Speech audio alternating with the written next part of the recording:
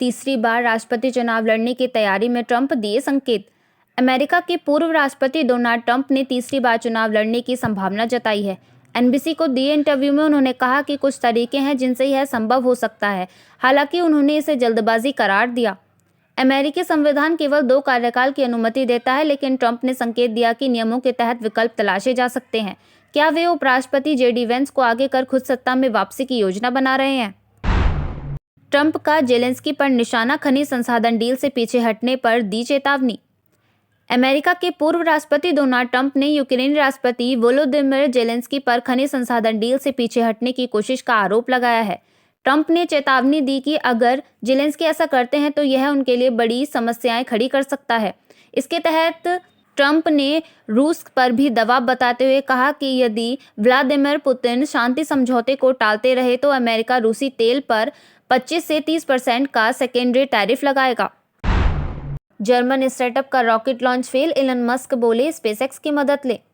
German startup Isar Aerospace का Spectrum rocket launch के 40 second बाद ही असफल हो गया और विस्फोट हो गया।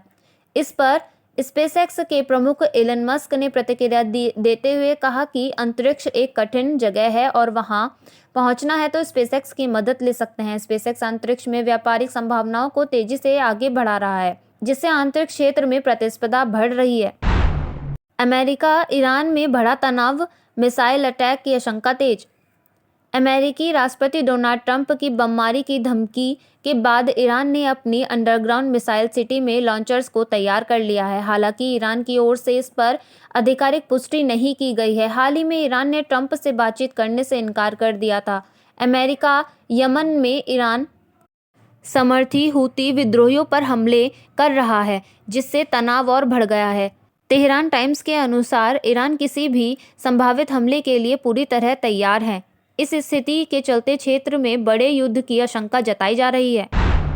गाजा में ईद पर भी इजरायली हमले, 64 लोगों की मौत। ईद उल फितर के मौके पर भी गाजा में इजरायली हमले नहीं रुके। अल जजीरा की रिपोर्ट के मुताबिक अलग अलग इलाकों में भीषण बमबारी में कम से कम 64 लोगों की मौत हुई और दर्जनों घायल हुए हैं। मरने वालों में ईद मनाने की तैयारी कर रहे बच्चे भी शामिल हैं। हमास ने इन हमलों की निंदा करते हुए इसे इजरायल की फांसीवादी सोच बताया। इस बीच फिलिस्तीन रेड क्रिसेंट सोसाइटी ने 14 लापता इमरजेंसी वर्कर्स के शव बरामद किए, जो बीते सप्ताह इजरायली हमलों में मारे गए थे। राफा इलाके में 5 रेस्क्यू गाड़ियों को भी निशाना बनाया गया। Thank you so much for watching this video. Don't forget to like, comment, share, and subscribe.